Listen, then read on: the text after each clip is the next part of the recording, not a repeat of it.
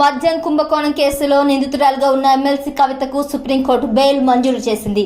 ఆమె దాఖలు చేసిన బెయిల్ పిటిషన్ పై జస్టిస్ బిఆర్ కవాయ్, జస్టిస్ విశ్వనాథ్ తో కూడిన ధర్మాసనం విచారణ చేపట్టింది. కవిత తరపున సీనియర్ న్యాయవాది ముకుల్ రోహిత్, ఈడీ తరపున ఏజీ వాదనలు వినిపించారు. ఇరువైపుల వాదనలు విన్న ధర్మాసనం కవితకు బెయిల్ మంజూరు చేసింది.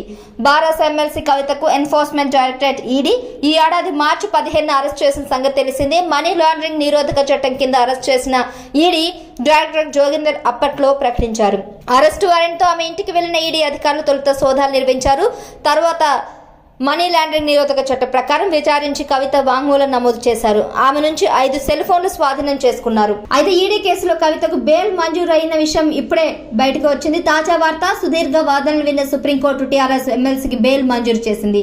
బీఆర్ఎస్ ఎమ్మెల్సీ మాజీ మంత్రులు హరీష్ రావు, కేటీఆర్ మరో 15 మందికి పైగా ఎమ్మెల్యేలతో కలిసి ఢిల్లీలోనే ఉన్నారు. కవిత పలుమార్లు అస్వస్థకు గురవడం, ఈ కేసులో ఈడీ విచారణకు హాజరు కాకపోవడం వంటి పరిణామాలు చూస్తుంటే కవితకు బెయిల్ వచ్చే అవకాశం కనిపించిందన్నారు. అదేవిధంగా కవిత దాదాపు 153 రోజులు జైల్లో ఉన్నారు. మార్చి 15 నుంచి జైల్లోనే కవిత ఉన్నారు. ఢిల్లీ లిక్కర్ కేసులో కవితకు బెయిల్ మంజూరైన విషయంలో ఆనందం వ్యక్తం చేస్తున్నారు బీఆర్ఎస్ నాయకులు. ఢిల్లీ లిక్కర్ పాలసీ అక్రమాలపై సిబిఐ, ఈడీ నమోదు చేసిన కేసులో బెయిల్ మంజూరు కోరుతూ సుప్రీంకోర్టులో పిటిషన్ దాఖలు చేశారు బీఆర్ఎస్ ఎమ్మెల్సీ కవిత. ట్రయల్ కోర్టుతో పాటు హైకోర్టు కూడా బెయిల్ పిటిషన్ను తిరస్కరించడంతో సుప్రీంకోర్టును ఆశ్రయించారు కవిత. ఢిల్లీ ఎక్సైజ్ పాలసీ కుంభకోణానికి సంబంధించి మనీ లాండరింగ్ కేసులో బీఆర్ఎస్ నాయకులు కల్వకుంట్ల కవిత అరెస్ట్ అయ్యారు. అయితే తనకు బెయిల్ మంజూరు చేయాలని కవిత సుప్రీంకోర్టులో పిటిషన్ దాఖలు చేశారు. పిఎంఎల్ఏ సెక్షన్ 45 ప్రకారం కవిత బెయిల్ పొందేందుకు అర్హురాలని ఆమె తరపు న్యాయవాదులు చెప్తున్నారు.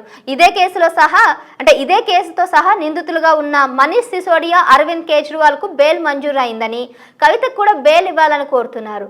మరోవైపు ఈ కేసులో గత విచారణ సమయంలోనే సిబిఐ కౌంటర్ దాఖలు చేయగా ఈడీ మాత్రం గడువు కోరింది. దీంతో ఆగస్టు 22 లోపు కౌంటర్ దాఖలు చేయాలని ఈడీని ఆదేశించింది ధర్మాసనం. కవిత బెయిల్ పిటిషన్ పై సుప్రీంకోర్టు విచారణ నేపథ్యంలో కేసీఆర్ కుటుంబంతో సహా బీఆర్ఎస్ శ్రేణుల్లో ఉత్కంఠ నెలకొంది. కేటీఆర్ తో పాటు పలువురు బీఆర్ఎస్ నేతలు ప్రస్తుతం ఢిల్లీలోనే ఉన్నారు. కవిత సోదరుడు కేటీఆర్, బావ హరీష్ రావు సోమవారం సాయంత్రం ఢిల్లీకి చేరుకున్నారు. వీరితో పాటు కొందరు బీఆర్ఎస్ నేతలు కూడా ఢిల్లీకి వెళ్లారు.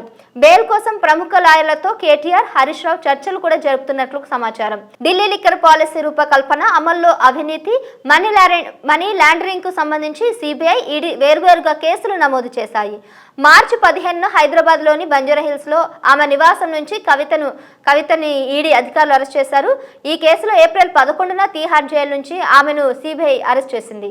తనపై వచ్చిన ఆరోపణలు కవిత ఖండించారు.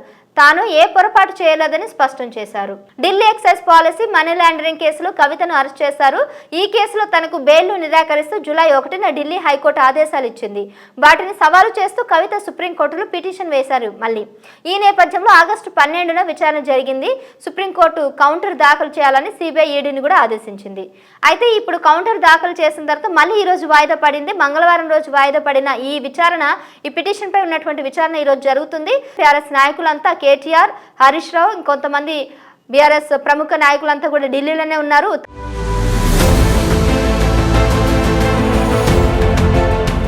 Please subscribe to KTV Telugu. KTV Telugu